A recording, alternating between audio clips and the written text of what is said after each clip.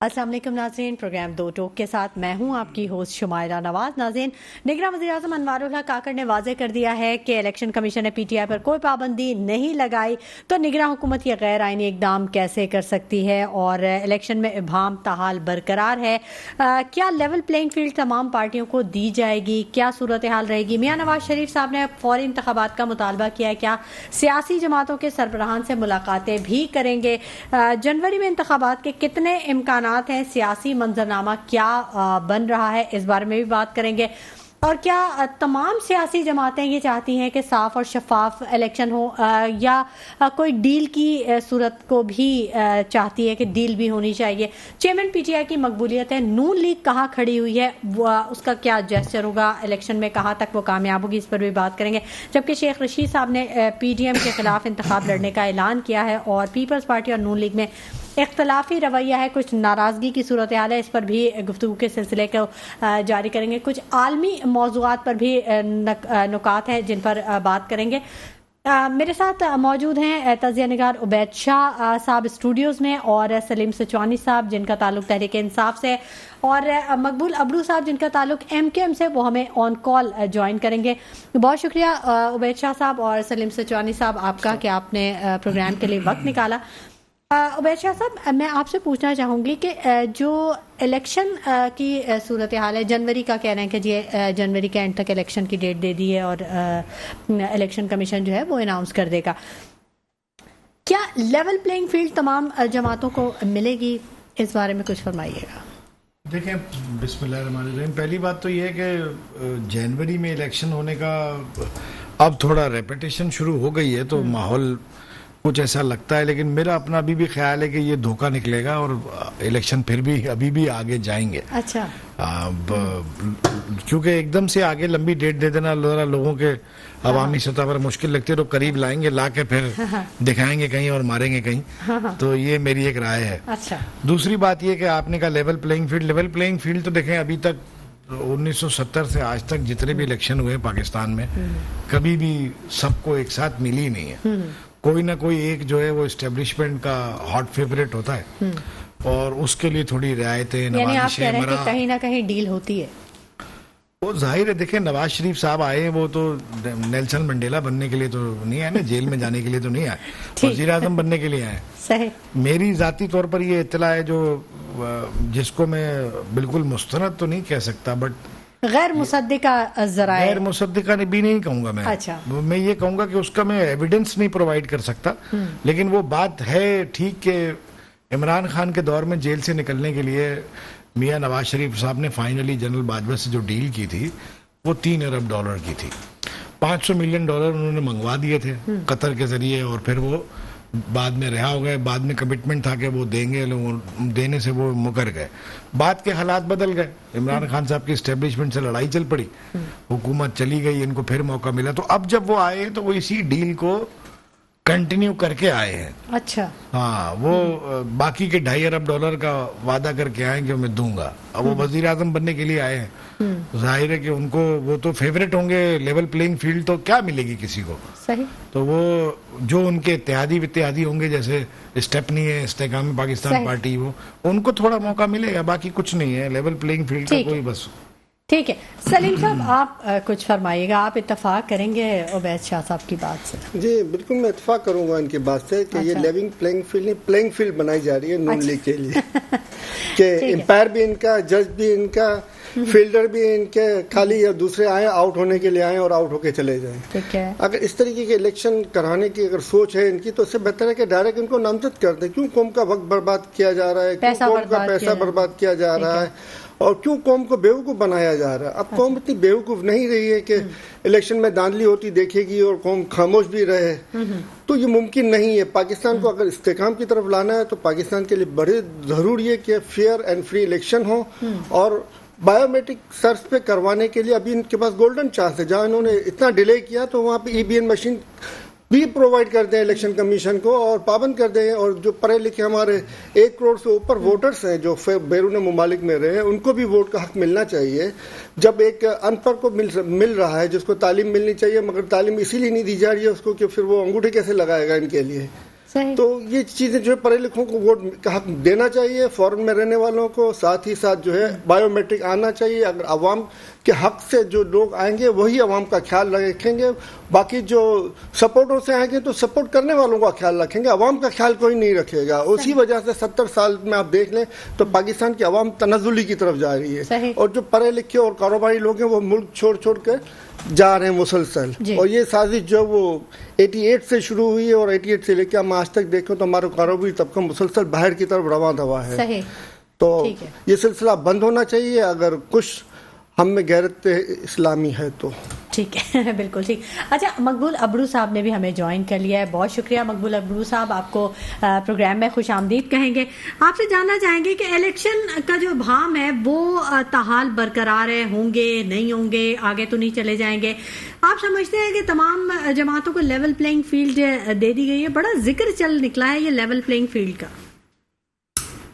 मेहरबानी, बहुत शुक्रिया आपका। लेकिन मैं आपको थोड़ा याद दिलाना चाहता हूँ, आपके पिछले प्रोग्राम में आवाज आ रही है मेरी? जी जी बिल्कुल बिल्कुल, आपकी आवाज आ रही है। आपको पिछले प्रोग्राम में मैंने आपको बताया था, आपने कहा कि इलेक्शन होंगे, तो मैंने आपसे गुजारिश की थी कि अगर नवाज शरीफ आ गए तो समझो आप इलेक्शन होंगे। जी बिल्कुल, थोड़ा आगे होंगे, थोड़ा पीछे होंगे, लेकिन इलेक्शन होंगे। ठीक है। अब नवाज शरीफ आ गए हैं और जिस रफ्तार से जो है मामला आपके सामने हो रहे हैं, तो इलेक्शन तो होने जा रहे हैं।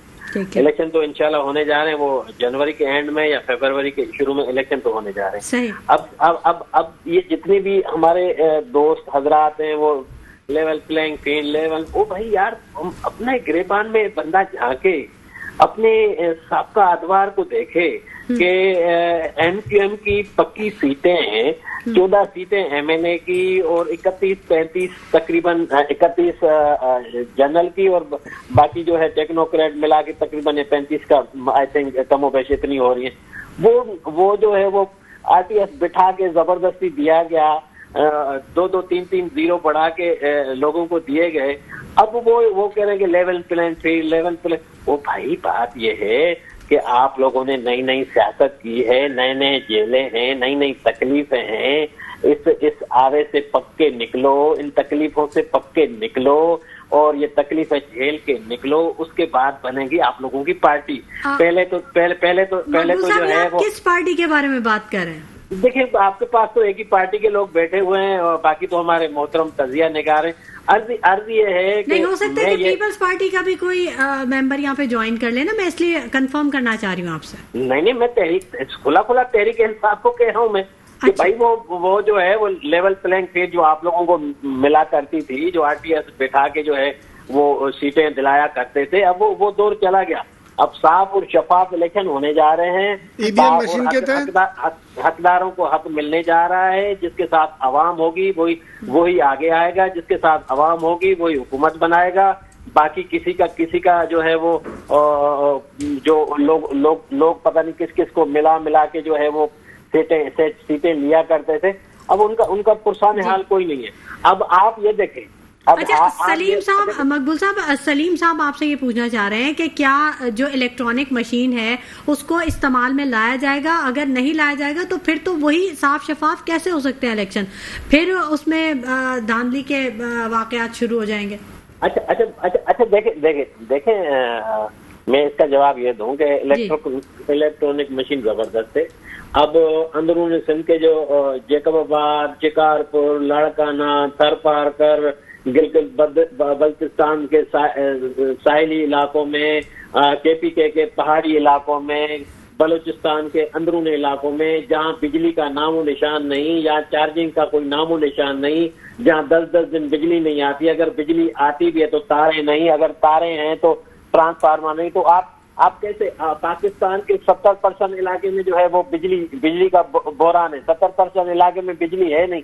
कैसे इलेक्ट्रॉनिक मशीन आप गांव में ले जाओगे? कैसे वहां जाके चार्जिंग करोगे? कैसे वहां खराबियां दूर करोगे? कैसे चलाओगे भाई? और ये जबरदस्त सिस्टम है हमारा।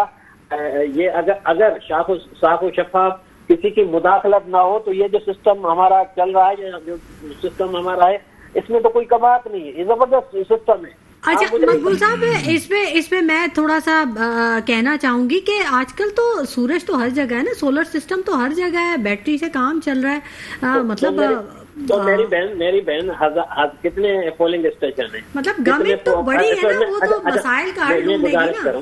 मैं गुजारिश करूं, कितने पोलिंग स्टेशन है, कितने उसमें बूथ है, ये लाखों में चली जाती है। कितने लाखों आप सोलर सिस्टम लाओगे? कितने? ठीक है, आप अगर हर जगह ये सोलर सिस्टम ला सकते हो, आप हर जगह बिजली पहुंचा सकते हो, आप वो इलेक्शन के जो 2-3 दिन हो, तो कम से कम 3 दिन, इलेक्शन वाला दिन, इलेक्शन वाली रात, दूसरा दिन, 2-3 दिन जो है वो अगर आप पूरे पाकिस्तान में यकसां बिजली, यकसां सोलर सिस्टम चला सकते हो तो फिर होना चाहिए। अवल तो हम जो है लोगों को बिजली नहीं प्रोवाइड कर सकते, सोलर सिस्टम नहीं प्रोवाइड करते, ट्यूबवेल हमारे बंद है। आप लोग कह रहे हैं कि भाई वो चलो जिस मशीन पे इलेक्शन करा, दिस इज नॉट फेयर, ये पॉसिबल नहीं है। ठीक है सलीम साहब, आप जवाब देना चाह रहे थे कुछ? सर वो आपके शायद इल्म में नहीं है, पाकिस्तान के जो है ना 95% जो इलाके हैं उसमें बिजली मौजूद है। ये आपके शायद इल्म में नहीं है। 95% इलाकों में बिजली मौजूद है। 5% जो इलाके जहाँ बिजली नहीं है, तो वो बहन ने जो बात की कि वो सोलर सिस्टम और दीगर जरा इस्तेमाल हो सकते हैं अगर नीयतें साफ हो तो। अगर नीयतों में फुकदान हो तो फिर नबील गबोल वाला बयान आपके सामने है जिसने कहा था कि पूरे पोलिंग स्टेशन तो खाली हैं मगर वोट पता नहीं किस तरह मेरे को 1.5 लाख पड़ गए जब आपकी पार्टी के अंदर कराची में थे, उस वक्त की बात कर रहा हूं मैं। सर अगर इसी तरह के इलेक्शन दोबारा करवाने तो मैं यही अर्ज करूंगा कि इलेक्शन न करवाया जाए और डायरेक्ट दे दी जाए सीटें जिनको देनी है। क्यों कौम को बेवकूफ बनाया जा रहा होता है, क्यों कौम को तमाशों में घेरा जा रहा होता है। आप नबील गबोल को छोड़े, नबील गबोल हमारे साथ नहीं है। सर आपके साथ थे उस वक्त की बात है, मैं उसी वक्त की बात कर रहा हूँ और हम खुद अपनी आंखों से देख चुके हैं। सर हम खुद अपनी आंखों से देख चुके हैं। बात नबील गबोल के अलावा हम खुद इसके विटनेस हैं। हम खुद इसके गवाह हैं कि किस तरीके से वोटिंग होती थी, किस तरीके से ठप्पे मारे जाते थे, किस तरीके से पोलिंग स्टेशन पे कब्जे किए जाते थे, किस तरीके से सपोर्ट होती थी इनको पूरे एस्टेब्लिशमेंट की। सबके सामने है सर, इसमें कोई रिकॉर्ड कुछ चीजें मकबूल साहब वो उसके बारे में बात कर रहे हैं। सलीम साहब, उमैर साहब आप क्या कहेंगे सारी सिचुएशन पे? देखें, इंसान जो है जब टेबल की एक तरफ होता है तो उसका व्यू कुछ और होता है, दूसरी तरफ होता है तो कुछ और होता है। हमारे सलीम भाई जो है बड़े इस वक्त जो ना इनकलाबी हैं, बागी हैं और शफाफ इंतखाब और ईवीएम और है बिजली पूरे मुल्क में, ये सब बात चली। यही तो थे जो वजीर आजम की कुर्सी तक जो है महकमा ज़राअत के सरगर्म होने के जरिए पहुंचे थे। यही तो थे जो आरटीएस बिठा के हुकूमत में आए थे। यही तो थे जिनके लिए जनरल फैज जो है सारी रात सारा दिन सरगर्म थे। यही तो थे जो एक दिन में 30 ऑर्डिनेंस पास कराते थे और डीजीआईएसआई को फोन करके कहते थे बंदे पूरे करो। यही तो थे जो कहते थे कि जी एनआरओ नहीं दूंगा, फला करूंगा। अमेरिका में जलसा किया, वहां कह दिया कि जी सबसे पहले जाके एसी निकालूंगा। आज मकाफात अमल के तहत वो जेल में है, वो बाहर है। देखें, ये कोई पार्टियों की कोई दीन ईमान है नहीं। आज खान साहब को डील मिल जाए तो खान साहब अभी जो है वो कहेंगे कि जनरल आसिम मुनीर से बड़ा इस मुल्क में फरिश्ता उतर गया है, वो उससे बड़ा तो कोई आदमी इस मुल्क दुनिया में ही नहीं पैदा हुआ। अच्छा, उनको अभी तक डील की ऑफर ही नहीं हुई? ऐसी बात नहीं है, वो उनको एस्टेब्लिशमेंट बात करने को तैयार ही नहीं है उनसे। अच्छा, हाँ, तो अब उनको शफाफ इलेक्शन, ईवीएम, फला, ये वो बात ये नहीं है। ये मटीरियल नहीं, हम इमटीरियल गुफ्तगू कर रहे हैं ना, मशीन पर बहस कर रहे हैं। मशीन की बहस को छोड़ें, आप उसूली सियासत की बात करें ना, जो लोग सुने तो उनको बात समझ में भी आए। उसूली पॉलिटिक्स क्या है? अगर एक आप ईमानदारी से सियासत को हमारे यहाँ इख्तिदार तक पहुंचने की जद्दोजहद समझा जाता है। आप डिक्शनरी खोलें तो सियासत का मतलब है हुकूमत के मामलात खुश अस्लूबी से चलाने का हुनर या उसकी नॉलेज। इख्तिदार तक पहुंचने का काम जो है, स्ट्रगल का काम नाम सियासत नहीं है। हमारे यहाँ सियासत का मतलब है जी स्ट्रगल, किसी तरह पहुंच जाए या जेल जाना। कहते हैं लीडर ही नहीं बनता जब तक जेल ना जाए। तो ये हमें मटेरियल गुफ्तगू करनी चाहिए ना। बात ये है कि ईवीएम हो, ईवीएम नहीं हो, फिर बात तो फ्री एंड फेयर इलेक्शन की है। बात तो ये है कि हर कोई जरिया भी तो हो ना वैसा, उसका जो जिन हालात में होता है उन हालात में भी कोई बुरा इलेक्शन नहीं है। अगर उस पर मुदाखलत ना हो, डब्बा में 1000 वोट डाल के आऊं, डब्बे में से 2 निकले तो वो या मैं पड़े 2 ही हूं और डब्बा भरा हुआ निकल जाए। बात तो ये है ना, ये जादू कैसे हो जाए? ये जादू जो है ये बंद होना चाहिए। प्री पोल रिगिंग और पोस्ट इलेक्शन रिगिंग, ये इन्फ्लुएंस हमें सबको मिलकर, जितने भी आम आवाम भी हों, बाशऊर लोग हों और तमाम सियासी जमातें हों, वो मिलकर एक पेज पर आए कि भाई इलेक्शन फ्री एंड फेयर होना चाहिए। इस पर इन्फ्लुएंस नहीं होना चाहिए किसी का। बात तो ये करनी चाहिए ना हमको, मशीन लाओ मशीन न लाओ, हम इस पर बहस कर रहे हैं। ठीक है, जब हमारी मर्जी में एस्टेब्लिशमेंट हमारी हिमायत में होती है तो मशीन की कोई मसला ही नहीं है, मशीनें बैठ जाएं सारी, हमारे डब्बे भर जाए। अच्छा। और जब हमारे खिलाफ है तो नहीं जी मशीन लाओ ताकि हमको इसको एस्टेब्लिशमेंट को कोई मुकाबला कर ले, इसको कोई नाकाम बना ले। तो ठीक है, ठीक है। सलीम साहब बिल्कुल मैं आपका जवाब लूंगी, लेकिन अभी हम जा रहे हैं छोटे से ब्रेक पर। नाज़रीन वक्त हो गया एक छोटे से ब्रेक का, हमारे साथ रहिएगा। वेलकम बैक नाज़रीन, गुफ्तगू के सिलसिले को आगे बढ़ाएंगे। ब्रेक पर जाने से पहले सलीम साहब कुछ कहना चाह रहे थे, सलीम साहब बताइएगा। मुझे बड़े अफसोस हो रहा है कि इनकी नाकिस मालूमात हैं और इस तरीके से दावा कर रहे हैं जिनके पास मुकम्मल मालूमात। अच्छा, और बाकायदा फरीक बन रहे हैं, हालांकि ये न्यूट्रल एनालिसिस बन के बैठे हुए हैं, तो उनको न्यूट्रल रह के बात करनी चाहिए और हकाइक पे बात करनी चाहिए। आप हकाइक बताइए। देखिए नॉर्मल तरीके में जो है वो 130 तरीके हैं धांधलियों के जिससे धांधली होती है, और ईवीएम मशीन या कोई भी इलेक्ट्रॉनिक मशीन से अगर हम इलेक्शन करवाते हैं वो कम होके लेस देन 20% 20 तरीके हो जाते हैं वो। ठीक है, अब आप कौन सा तरीका सेलेक्ट करेंगे? 130% जिसमें धांधली के चांसेस हैं या लेस देन 20%? नेचुरली बात है, अगर हमें फेयर इलेक्शन करवाएं तो हम लेस देन 20% वाले तरीके में जाएंगे।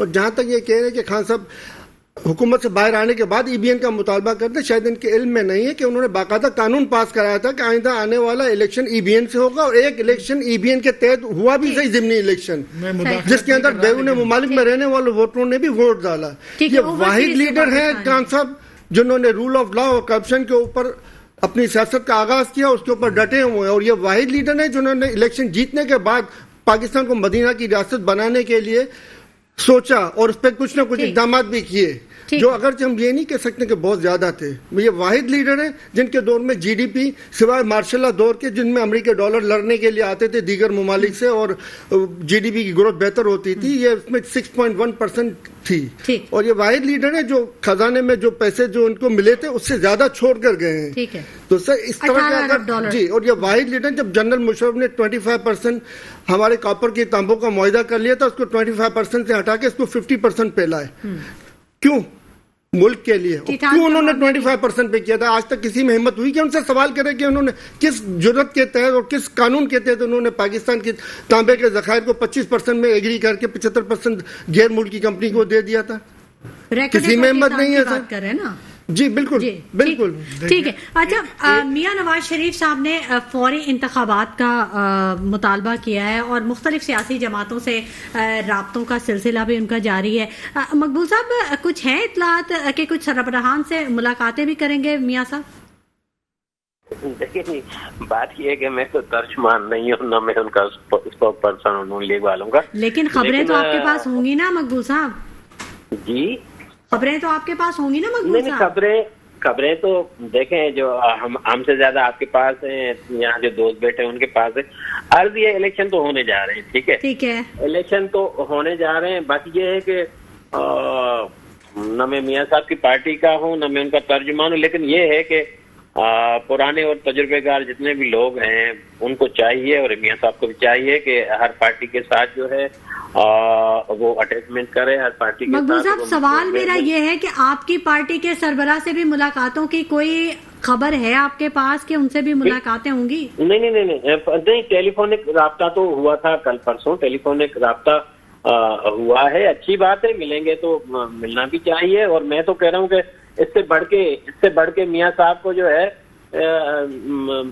इमरान खान से मिलना चाहिए। अच्छा। और पीपुल्स पार्टी के जरदारी साहब से मिलना चाहिए। हमें हमारे सारे पाकिस्तान को, हमारे पूरे इस माहौल को जो है एक अफाम तफहीम का माहौल चाहिए। हमारी जो ये माशी हालात हैं, सियासी हालात हैं, वो इसी तरीके से ठीक होंगे कि एक गैर यकीनी की जो सूरत हाल है वो खत्म होनी चाहिए, नफरत का माहौल खत्म होना चाहिए, दुश्मनी का माहौल खत्म होना चाहिए। जैसे आम दुनिया में सर आपने बनाई तो थी पीडीएम 13 जमातों की इतनी मोहब्बतों वाली पार्टी बनाई तो थी, लेकिन मुल्क तो अच्छी बात है ना, अच्छी बात है, उसने तो कामयाबी भी समेटी ना। अगर पीडीएम ने का मैं तर्जुमान नहीं हूँ, मैं उसका हिस्सा नहीं हूँ, लेकिन अगर वो बनाई थी तो ये बड़े बड़े जो बुत जो कहते थे हम 10-10 साल हुकूमतें और करेंगे, वो कहाँ गए? वो पीडीएम की मेहरबानी से उड़ गए ना। मुझे ये बताएं। तो अर्ज ये है कि इत्तेहाद में बरकत है। अच्छा मुझे ये बताओ, अगर इत्तेहाद में बरकत नहीं है तो क्यों गए थे पीटीआई वाले मौलाना साहब के पास ताज़ियत के लिए? सर पढ़ के आए, क्यों ताज़ियत के लिए? नहीं, ताजियत के लिए मौलाना साहब के जो है वो 10 साल पहले जो रिश्तेदार जो है वो गुजर गए, उसके लिए भी अभी उसकी भी ताजियतें हुई हैं सर, उसकी पहले भी ताजियतें हुई हैं, ताजियतें पहले भी हुई हैं और ताजियतें होती रहती हैं। आप मुझे बात करें, आप मुझे बात ये है कि 4 साल में मौलाना साहब के जो है वो अजीज वकार 4 साल पहले जब हुकूमत थी तब तो याद नहीं आ रहे, तब तो डीजल था मौलाना साहब, तब तो मौलाना साहब करप्ट था, तब तो मौलाना साहब खराब थे। अभी आप लोगों को ताजियत भी याद आ रही है, दुआएं भी याद आ रही हैं, गले मिलना भी याद आ रहा है, खाना। ओ भाई छोड़ो ये भाई, ताजियत होती है, कभी भी कीजिए, उसको ताजियत ही के तक रहने दो, उसको सियासत न बनाए। सलीम साहब उनको सियासत तो आप लोगों ने बनाई। अच्छा फिर नाराज हो रहे, अच्छा मेरी बहन सुने ना, फिर नाराज हो रहे, हमारी तस्वीरें क्यों चलाई जी, हमें खाने की जो बात थी गले मिलना, वो तस्वीरें क्यों चलाई? ओ भाई गए क्यों हाजी साहब, गए क्यों? भाई सवाल जो कर रही है उनका जवाब दो, आप बात घुमा रहे हैं। मकबूल साहब, सियासी मंजरनामे के बारे में बात करें, कैसे आप देख रहे हैं सियासी मंजरनामा, क्या बनता देख रहे हैं? जरदारी साहब ने भी कारकुनान को हिदायत जारी कर दी हैं कि इलेक्शन की तैयारियां करें, तो उस मंजरनामे पे बात करें, मुलाकातों पे बात करें, इजलासों पे बात करें सर जी। अच्छा सुने सियासी मंजरनामा ये है कि सिंध में जो है MQM और MQM के हिमायती पार्टियां जो है जोरों शोर से जीत रही हैं। हम सिंध में हुकूमत बनाने जा रहे हैं और मजे की बात आपको ये बताऊं कि मरकज में भी जो भी हुकूमत बनेगी वो MQM के मैरून मिन्नत होगी। ये मेरी आप क्लिप संभाल के रखें, मेरी ये वीडियो संभाल के रखें कि सिंध में MQM और MQM के हम 4 लोग जीत के आ रहे हैं, हम सिंध में हुकूमत बना रहे हैं और आप पीपल्स पार्टी को क्लीन स्वीप करेंगे? नहीं, क्लीन स्वीप नहीं भी करेंगे, लेकिन हम मेजॉरिटी सिंपल मेजॉरिटी हासिल कर लेंगे इंशाल्लाह ताला। ये आप मेरी क्लिप संभाल के रखें इंशाल्लाह ताला। ठीक है। तो अच्छा साहब आप कुछ बताइएगा। मैं पहले अबड़ो साहब के बारे में तो मैं कुछ जो उनकी राय है उस पर तो मैं तबसरा करता हूं, लेकिन मैं सलीम भाई को थोड़ी रियायत देना चाहता हूं। बड़े जोश में आ गए और ये खुशी की बात है कि ये आजकल नायाब हैं PTI की हिमायत में बोलने वाले। वो तो आजकल अलहदगी की प्रेस कॉन्फ्रेंसें होती हैं सारी। बिल्कुल अभी भी तो सलीम भाई की हिम्मत है कि इनको शायद अभी फोन नहीं आया बड़े घर से कोई, तो ये बेचारे कुछ ना कुछ इमरान खान का दिफा कर रहे हैं, बड़ी अच्छी बात है। मैं इनकी हौसला ये कहना चाह रहे हैं कि जुल्म सितम का बाजार गर्म है। नहीं, मैं तो आपकी वाज़े अल्फाज में ये कहना चाह रहे हैं, हौसला अफजाई कर रहा हूँ, मैं आपकी हौसला अफजाई कर रहा हूँ, करता हूँ कि आपने तस्लीम किया कि PTI के ऊपर जुल्म सितम है, आपकी हौसला अफजाई कर रहा हूँ। आज गुलाम सरवर खान साहब ने भी वो भी चले गए ना इस्तेकाम पार्टी में। हाँ, तो मैं यही कह रहा हूँ भाई, यही कह रहा हूँ भाई दिफा कर रहे हैं, ऐसा ना हो ये भी प्यारे हो जाए इस्तेकाम पाकिस्तान पार्टी को। एतराफ कर रहे हैं कि PTI वालों के ऊपर जुल्म बाकी रह गई बात इनके मौकफ की आदादो शुमार की, तो वो तो सारे गलत है, लेकिन उसकी लंबी बहस में जाने का। अब वो कह रहे हैं इमरान खान इतना छोड़ के गया। इमरान खान जब आया था तब $17 अरब था, 9 अरब। ठीक है, गलत फहमी आपकी, गूगल कर लें, आप खोल लेना, गूगल कर लेना, आप ज्यादा दूर ना करें, आप अभी खोल लें, आप कर लें, आप अभी खोल लें। और $45 अरब का कर्जा लेके वापस $17 अरब छोड़ के गया। 45 सब झूठ है, ये सारे फिगर गलत है। $45 अरब का मैंने की ग्रोथ प्रोग्राम में दिया था, 44 से 45। सर मुझे बात तो करने देना, आप बातें बात तो आप गूगल कर लेना, आप गलत दिखा दें मुझे अभी गूगल, मैं आपको दिखा दूंगा सर, दिखाए ना, मैं यही तो कह रहा हूं, आपको दिखा दूंगा। तो आप वो बात ना करें जो आप नहीं दिखा सकते, आप वो बात ना करें जो आप नहीं दिखा सकते। उनको बात मुकम्मल कर लेने दें। देखिए जो फैक्ट्स, मुझे आपसे हमदर्दी है, मैं तो कहता हूँ, तो मुझे आपसे हमदर्दी हो रही है। आप इतना झूठ का सहारा ले रहे हैं PTI वालों को दबाने के लिए, आपको इतने झूठ बोलने पड़े। अल्लाह करे मुझे आपसे हमदर्दी हो रही है, मुझे आपसे हो रही है कि आपको इतने झूठ बोलने पड़ते हैं PTI वालों को बुरा भला कहने के लिए। PTI वाले आजकल तबर्रुक के तौर पर मिलते हैं, बेचारे भाई की बड़ी कदर करनी चाहिए। PTI वाले बेचारे जेलों में बैठे हुए, खवातीन तक जेलों में बैठी हुई है, हमारे बेटे सारे चले गए, खवातीन चले आगे बैठी हुई है, गुफ्तगू आगे बढ़ाते हैं, और बहुत से लीडर हमारे जेलों में बैठे हुए हैं हमारे। सलीम साहब आगे बढ़ लेते हैं थोड़ा सा। दूसरी बात देखें अब ये है, अब इसको छोड़ देते हैं भाई के थोड़ी। वैसे आप देखिए, आप भी तो उनको दुखती रग पे आप हाथ रख देते हैं, मतलब मेरी अर्ज सुने, देखिए फैक्ट्स एंड फिगर। देखिए मैं अबड़ो साहब की बात पे आ जाऊं ना, अबड़ो साहब की बात पे आ जाऊं। अबड़ो साहब ने कहा कि MQM स्वीप करेगी या बड़ी मेजॉरिटी लेगी, हुकूमत हमारे बगैर नहीं बनेगी। वो रोल तो MQM का कहीं ना कहीं महदूद होके 1 सीट 2 सीट तक भी रहता है, हर हुकूमत के साथ वो रहता है, हाँ रहता है। लेकिन हालात ये है कि आसिफ जरदारी साहब ने 2-3 दिन पहले एक वफ्द से मुलाकात की है, ठीक है, और उन्होंने डिस्ट्रिक्ट सेंट्रल में डॉक्टर आसिम साहब की मुआवनत से ये तय किया है कि डिस्ट्रिक्ट सेंट्रल में जो भी सीटें हैं कौमी असेंबली की और सूबाई असेंबली की, ठीक है, उसमें पीपल्स पार्टी लोकल आइट्स को, कराची के उर्दू बोलने वालों को टिकट देगी। तो वो अपनी एक तैयारी कर रहे हैं, एक लाइन अप कर रहे हैं कि मैं कराची में जो सीटें हैं, एमक्यूएम तो अब ऐसी हो गई है कि बस वो एक फोन की मार है। एमक्यूएम तो क्या, अब एमक्यूएम का कोई वो यानी है ही नहीं स्कोप ना। अल्ताफ हुसैन वापस आ जाए तो फिर हो सकता है वो जो 40-45 लीडरशिप नहीं रही। हाँ, वो बात है ही नहीं। मुस्तफा कमाल की एमक्यूएम या खालिद मकबूल की एमक्यूएम को वोट नहीं पड़ते, ठीक है ना। तो अब लेकिन जहां आसिफ जरदारी साहब अपने लिए लाइन अप कर रहे हैं कुछ, वहीं पे कुछ और ताकतें ये लाइन अप कर रही हैं कि मौलाना राशिद सोमरो एक्टिव हैं, उनको सिंध में एक्टिव किया गया कि आप एक जरा बड़ा इत्तेहाद बनाएं। कुछ सीटें जमीयत उलमा इस्लाम फजलुर रहमान ग्रुप की जो ना बढ़ाई जाए, जीडीए कोई जो पीर पकारा साहब की अपनी पार्टी वो 7-8 सीटें ले लेती थी और परवेज मुशर्रफ के दौर में वो 12-13 तक भी गए थे, तो उनकी कुछ नंबर बढ़ाया जाए।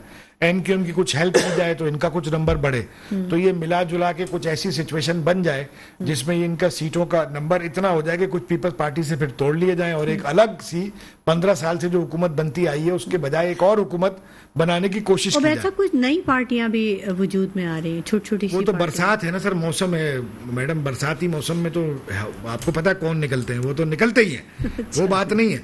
लेकिन जो एस्टेब्लिश पार्टीज हैं पिछले 25-30 सालों की, 35 सालों की, उनमें एमक्यूएम तो एक बहुत बड़ा नंबर है ना सिंध का, हमेशा रही है। एक ऐसा फिनोमिनल एमक्यूएम की एग्जिस्टेंस है कि उसको इग्नोर नहीं किया जा सकता। और पीटीआई को तो सीटें सेंटीमेंट भी था और मदद भी की गई थी, तो एमक्यूएम की छीन ली गई थी। लेकिन एमक्यूएम अब इस पोजीशन में नहीं रही कि वो सीटें वापस ले ले, बल्कि उससे भी पीछे जाएगी कुछ, ये एक मेरी राय है।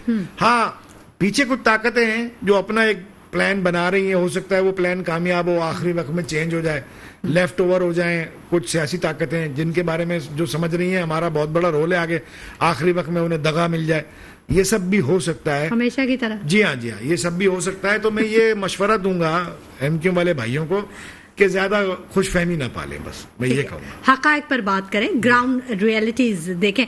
सलीम साहब, अब आप बात कीजिए। मैं एक सवाल करना चाहूंगा अगर इजाजत हो। जी मकबूल साहब बताइए। अच्छा, मैं मोहतरम बड़े जबरदस्त तजियाकार हैं और बड़ी नपी तुली बातें करते हैं, मैं मुतासिर हूँ भाई से, लेकिन मैं भाई से एक मोहतबाना गुजारिश करूंगा कि ये जो पीटीआई को सीटें दी गई थी 18 में, वो चाहे एनए की हो, पीएस हो, एमपीए हो, एमएनए हो, मैं इसे भाई से गुजारिश करूंगा कि खुदारा इस पे थोड़ी रोशनी डालें कि वो क्या वो एमक्यूएम से छीनी गई नहीं थी, वो किसकी, पीपल्स पार्टी की सीटें थी, वो नून लीग की सीटें थी। सिर्फ ये मैं गुजारिश करो, और मैं उम्मीद करता हूँ कि मैंने अर्ज किया कि पीटीआई का कुछ सेंटीमेंट भी था और कुछ सरपरस्ती भी थी, ये बता दोनों बातें मैंने की, सरपरस्ती भी थी। दोनों बातें नहीं करें ना, बात ये है कोई ये एमक्यूएम की सीटें थी, ये टोटल एमक्यूएम की, और अब अगर वही आप वाली बातें मुदाखलत नहीं हुई तो एमक्यूएम अपनी पूरी की पूरी सीटें इंशाल्लाह जीतने जा रही है। ये आपका अपना कॉन्फिडेंस है, ठीक है। सलीम साहब, पीटीआई का क्या मुस्तकबिल है? मैं कह रहा हूँ कि अगर मुदाखलत नहीं हुई, जैसे आप लोग खुद कह रहे हो, सारे कह रहे हो, तीनों हजरात बशमुल आप मेरी बहन, तीनों कह रहे हैं कि अगर मुदाखलत नहीं हुई तो ये एमक्यूएम की सीटें हैं, एमक्यूएम को ही मिलेंगी, और इंशाल्लाह ये मिलने जा रही है। अवाम हमारे साथ है, भरपूर साथ है, अब हमारे जलसा देंगे। मैं तो ये नहीं कह सकती मकबूल साहब, क्योंकि मैं तो होस्ट हूँ, मैं तो आवाम की के सवाल आप तक पहुँचा रही हूँ, आपसे पूछ रही हूँ, और आपका तज़किया आवाम तक पहुँचा रही हूँ। मैं तो जस्ट मैं सिर्फ एक जुमला फिर आप सलीम भाई को टाइम दीजिए, एक जुमला बोलूं। जी। बात यह है कि एमक्यूएम का जो ट्रैक है ना अभी तक का, बार बार इन बार बार आउट, इधर पॉलिसी कुछ उधर पॉलिसी कुछ, इससे एमक्यूएम का खुद का वोटर इतना मुतनफर है, इतना नाराज है एमक्यूएम से कि ये एक जगह कहीं इन्होंने कराची का सौदा कर दिया, इन्होंने ठीक। कराची को बेच दिया, ठीक है। इन्होंने ये यहाँ खड़े नहीं हुए, कोई डिलीवर नहीं किया, ये हालात हैं। ठीक है, ठीक है। तुम्हारा मैं गुजारिश बिल्कुल गुफ्तगू का सिलसिला जारी रहेगा। बोल लिया भी जी जी, मैं बिल्कुल आपको वक्त दूंगी। नाज़रीन, गुफ्तगू का सिलसिला जारी रहेगा और सलीम सचवानी साहब को टाइम जरूर देंगे, लेकिन वक्त हो गया एक छोटे से ब्रेक का। हमारे साथ रहिए। वेलकम बैक नाज़रीन, गुफ्तगू के सिलसिले को आगे बढ़ाएंगे। सलीम सचवानी साहब ब्रेक पर जाने से पहले कुछ कहना चाह रहे थे, उनसे जानते हैं कि वो क्या कहना चाह रहे थे। मैंने आपसे सवाल किया था कि पीटीआई का क्या मुस्तकबिल है, कैसे आप उसको देख रहे हैं? देखिए, ऐसा लग रहा है जैसे ये दोनों हजरात समझ रहे हैं कि हम लोग अभी गांव से आए हुए हैं, हमें कुछ कराची शहर का पता नहीं है। अच्छा। 2013 के अंदर चाहे 90 का इलाका हो चाहे लियारी का इलाका हो, पीटीआई जीती हुई थी 2013 के इलेक्शन में भी, और मेजोरिटी ऑफ हल्के कराची के 2013 के इलेक्शन में पीटीआई जीती हुई थी। मगर वही जो सीटें देने वाला सिलसिला था जिसमें इनको सीटें दी गई, जिसकी वजह से इनको सीटें मिली थी 2013 में भी। और जो अजीज मेमन वाली सीट थी वो पीपल्स पार्टी जीती हुई थी, मगर इनको दी गई फिर भी।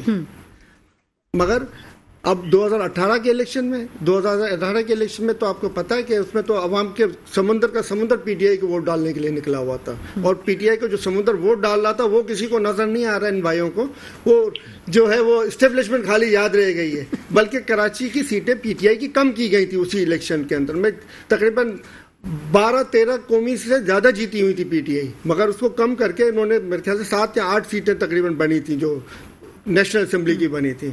तो इस तरीके से पीटीआई को डैमेज किया गया था। तकरीबन ऑल ओवर तो पाकिस्तान 35 सीटों पर पीटीआई को नुकसान पहुंचाया गया था, जिसकी वजह से जो है पीटीआई अक्सरियत हासिल न कर सकी, और बेसाखियों के सारे खड़ी करनी पड़ी गवर्नमेंट, मगर फिर भी वो झुके नहीं थे। फिर भी वो रशिया से रवाबित किए गए थे, और जिसकी वजह से इनको रिजीम चेंज करने की नौबत लाई गई। और रिजीम चेंज करने का ही वजह थी कि जो जितनी भी पार्टियां आई थी रिजीम चेंज के नतीजे में, और फिर जिस तरीके से उन्होंने 16 माह की गवर्नमेंट चलाई, तो उसके नतीजे आपके सामने, वो आवाम में जाने की पोजीशन में भी नहीं। आप नवाज शरीफ साहब का जलसा देख लें, लाहौर ही आपको नहीं मिलेंगे वहां पे। इधर उधर से जो पकड़ के लाए गए थे वही लोग बैठे हुए थे, और ये बातें कर रहे हैं जो वो अपने हलकों तक में जाने की पोजीशन में नहीं है, ये कि अपने हलकों में जाके अलग अलग जलसे कर सकें या एमक्यूएम का लोहा मनवा सकें। एमक्यूएम, अब समझ लें, भाई ने जो तजिया किया वो बिल्कुल सही किया। अगर 1-2 सीट कहीं से इनको एस्टेब्लिशमेंट नवाजे तो नवाजे, वरना 1-2 सीटें भी इनके हिस्से में नहीं आनी अगर फेयर एंड फ्री इलेक्शन हो। ईवीएम से क्यों भागा जा रहा है, इसीलिए क्यों भाग रहे हैं, सिवाय पीटीआई के क्यों बाकी जमातें ईवीएम से भाग रही हैं? मसाइल ही बहुत है ना, उसको तो हम कैसे अब डिस्कस करें? आधा प्रोग्राम वही बिल्कुल सलीम भाई मजाक अच्छा करते हैं। अच्छा, ये मजाक तो जो वो कर रहे हैं, ऐसा लगता है गवर्नमेंट आवाम के साथ मजाक बात कर रहे हैं, लेकिन होता मजाक है। आप सच को मजाक बनाने की कोशिश करते हैं, वो एक अलग बात है। मुझे आप एक चीज बताएं, हम फैक्ट एंड फिगर पे जाते हैं। अभी गैस की जो 400% बढ़ा दी है कीमत, और बिजली के जो हर रोज यूनिट्स बढ़ रहे होते हैं, 60 रुपए पर यूनिट पे आ गई है बिजली। मतलब ये कोई है, गवर्नमेंट कोई पूछने वाला है कि क्या हालत होगी हम लोगों की? तो क्या करें, 45 अरब डॉलर का लोन खान साहब ले गए, पाकिस्तान की तारीख में नहीं लिया गया था। दूंगा, पिछले प्रोग्राम में भी मैं दे चुका हूँ इसका आसान, इस प्रोग्राम में भी मैं दोबारा रिपीट करूंगा।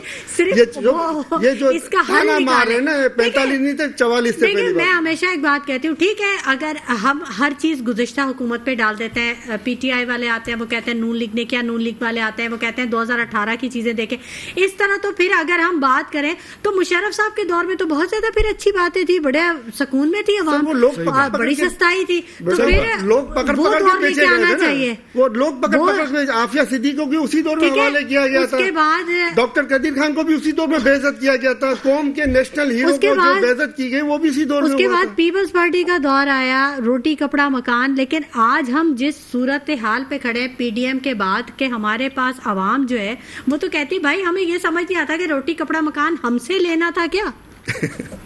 मतलब सूरत हाल काफी गंभीर है।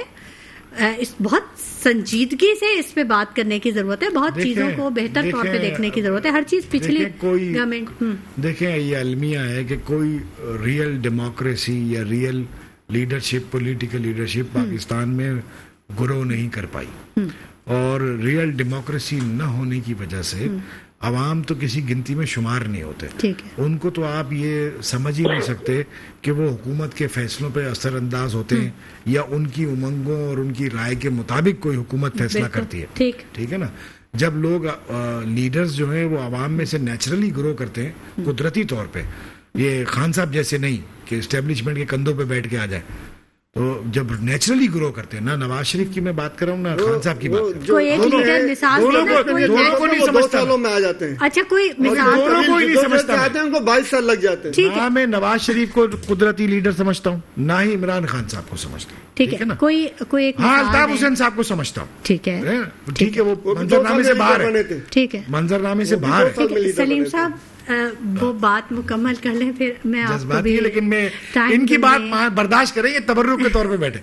अच्छा, बात यह है कि अगर वो हकीकी तौर पर लीडर्स आगे बढ़े आवाम में से निकल के जेन्युइनली, तो वो आवाम को, मौरूसी सियासत ना हो, तो वो जवाबदेह भी हो, उनको दुख भी हो, डर भी हो, खौफ भी हो, और जब वो पॉलिसी बनाए तो ये सोचें कि हम क्या करने जा रहे हैं और लोगों का क्या रिएक्शन होगा, क्या असरात होंगे। ठीक है, ये लोगों को तो कोई नहीं पूछता ना, ठीक क्या हैसियत है। आप इमरान खान साहब ने हुकूमत संभाली, ठीक है ना, बहुत पॉपुलर थे सोशल मीडिया के जरिए, आज भी हुकूमत संभाली है, पॉपुलर बिल्कुल। आज भी वो है। सोशल मीडिया की मेहरबानी है। सुने, नहीं, आवाम बहुत बाशऊर है। देखिए सुने ना, वैसा जो फैक्ट्स एंड फिगर्स है ना, सर, उनको तो सोशल हम, मीडिया वो नहीं कर इन्फ्लुएंसर्स 25-25 हजार भर्ती है, छोड़े ना, इस बहस में नहीं अच्छा, जाते, अच्छा, छोड़े ठीक, इस बहस में चलें, नहीं इसको जाते। छोड़ दिया। हाँ, मैं 1000 अरब का ओवरड्राफ्ट है खैबर पख्तूनख्वा के सूबे पे, इमरान खान साहब ने कमाल चला लिया उधर।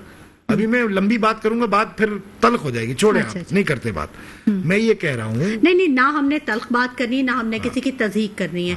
हमने एक अभी तो अच्छे इमरान खान environment साहब मसाइल अताब के में हल है, निकालने की अभी कोशिश तो है। इमरान खान अताब में है, इसलिए उन पर तनकीद का कोई खास फायदा नहीं, मैं नहीं चाहता, लेकिन जब जरूरी बात होती है तनकीद तो बराए मैं करता हूँ। तनकीद वैसे भी कोई मैं जब जरूरी बात होती है तो कुछ बातों का रेफरेंस देना जरूरी होती है। ठीक है, मैं ये अर्ज कर रहा हूँ, कि एक मिसाल देने के लिए कह रहा हूँ कि जब वो आए तो उन्होंने 1 महीने बाद सबसे पहला काम पता है क्या किया था?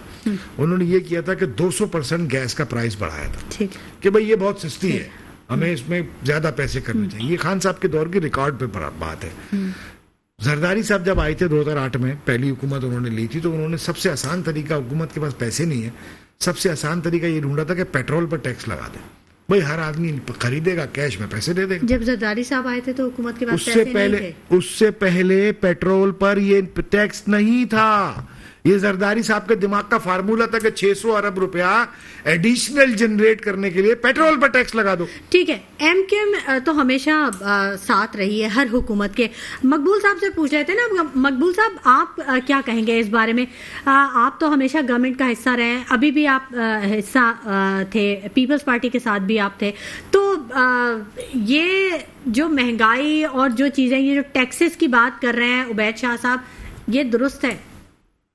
देखें सुमैला, मुझे ये बताएं, मैं ये मोहतरम मेरे दोनों बैठे हुए हैं, तजिया निगार हमारे भाई जबरदस्त गुफ्तगू करते हैं जी। मुझे रास्ता बताओ कि ये जो ताना दिया जाता है कि आप हर गवर्नमेंट के साथ, मुझे रास्ता बताओ कहाँ जाए, क्या करें।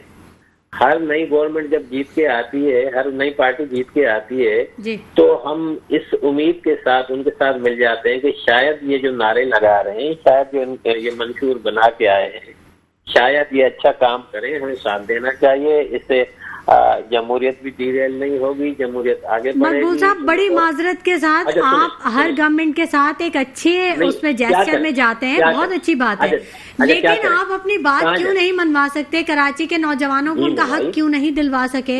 ये सवाल हर प्रोग्राम में आता है आपके साथ। इसीलिए जो हमें लोग कहा, इसीलिए जब हम देखते हैं कि इनके जो है वो वादे पूरे नहीं हो रहे, कराची खुसूसन कराची, हैदराबाद और पूरे सिंध के नौजवानों को हकूक नहीं मिल रहे, अवाम को हकूक, तो हम वितरा करते हैं। और उसका ताना आप भी दे रही है, उसका ताना आप भी हमें दे रही है, उसका ताना आप भी हमें दे रही है।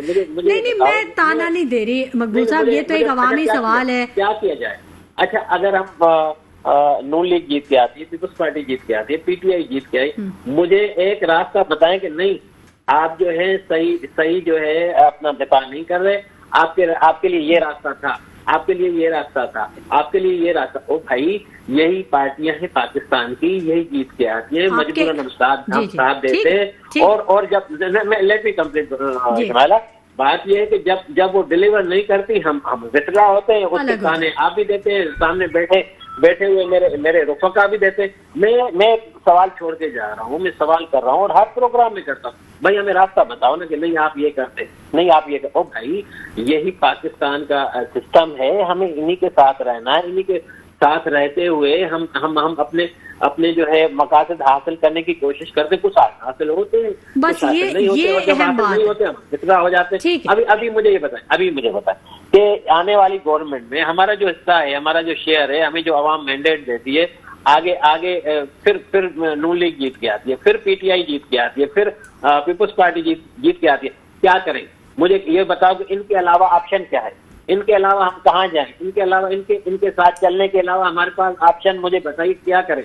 हम उनका साथ देते हैं, पाबंद करते हैं, लिखा पढ़ी करते हैं, दस्तावेज करते हैं, जो भी हाय घोड़ा, सिंधी में जो कहते हैं हाय घोड़ा, उर्दू में कहते हैं कि जो भी चीखो पुकार करते हैं, हम चलते हैं भाई। हम जमहूरियत हमारे तवज्जुह से चलती है, जमहूरियत को हम धक्का देते। अब आगे वाले डिलीवर नहीं करते, अपने वादों को पूरा नहीं करते। मुझे बताओ, हम 10%, 20%, 25% हिस्सेदार होते हैं, 5% हिस्सेदार होते हैं। हमारा जो हाल है हम वो चलते हैं, और जब मामला खराब होते हैं हम विड्रॉ हो जाते हैं। उसके लिए हमें ताने भी आप लोग दे रहे हो। नहीं भाई, रास्ता बताओ क्या करना। ठीक है मकबूल साहब, आप अपने 5% के साथ भी डिलीवर करते हैं, ये कॉन्फिडेंट है आप?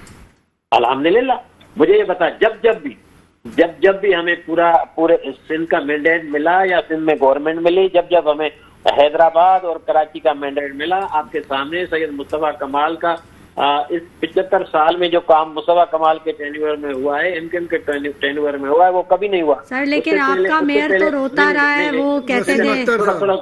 थोड़ा सुने, उससे पहले फारूक सत्तार भाई का टेन्योर आया, उसका सर गवर्नर आपका रहा, आपका गवर्नर रहा सर, आपका मेयर रहा, लेकिन कहाँ कुछ डिलीवर हुआ? मतलब नहीं, मैं इख्तिलाफ करूंगा।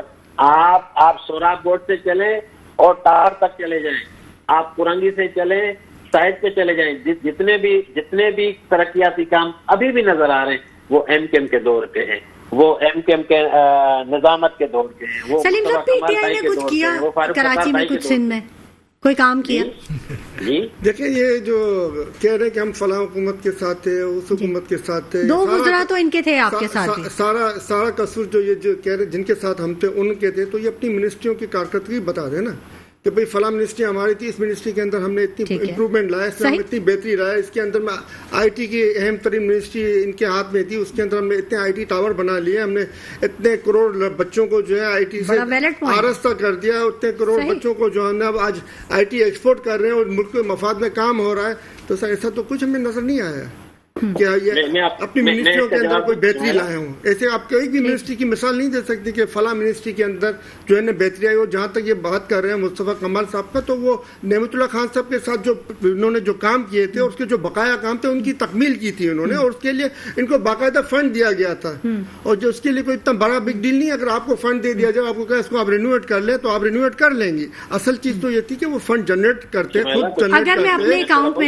खुद फंड जनरेट करते, मेयर का एक प्रॉपर सिस्टम बना लेते। तो वसीम अख्तर साहब जब इनके आए थे, उसकी कारकर्दगी आपके सामने सिफर थी। क्यों सिफर थी? ठीक, उसका भी जवाब दे देंगे। सही, ठीक है। अच्छा, अब क्योंकि टाइम थोड़ा सा मुख्तसर रह गया, मुझे 1 मिनट दे सुमैला, प्लीज 1 मिनट दे। जी मकबूल साहब। अच्छा, ये मेरे भाई कह रहे हैं कि इनको फंड मिले और इन्होंने काम को, भाई फंड के बगैर क्या काम होता है? सर वो नेमतुल्लाह साहब वाला जो नेमतुल्लाह खान साहब वाला जो काम बकाया थे वो आपने पूरे किए थे, कोई नए काम आप नहीं लाए थे। हम बड़े मुतासिर हुए हैं, आपके साथ बैठे हुए मेरे भाई हंस रहे होंगे। वो फंड के बगैर काम होता है क्या? मेरी जान, सर आपने प्रॉपर मेयरशिप सिस्टम बनाना था, जो एक मिसाली सिस्टम होता है जो आने वाले मेयर को भी फायदा पहुंचाता है, वो तो आपने काम नहीं किया। लाहौर का आपको जो नेमतुल्लाह खान साहब के बकाया काम थे वो आपने कंप्लीट करवा लिया, जैसे इसके अलावा तो आप कुछ नहीं कर सके। उस दौर में कराची जो है 12 तेजी से तरक्की करने वाले दुनिया में 12 तेजी से तरक्की करने अच्छा, अभी जो निगरान हुकूमत है, निगरान हुकूमत बड़ी मुतारिक नजर आ रही है। अभी गैर कानूनी जो तारकीन वतन है, आज तो अब तो 1 घंटा रह गया उनका, और कल से ऑपरेशन शुरू हो जाएंगे, क्रैकडाउन शुरू हो जाएगा उनके खिलाफ। कैसे देखते हैं मकबूल साहब, मुख्तसरन बताइएगा। ये कराची के लिए बड़ा इंपॉर्टेंट मौजू है।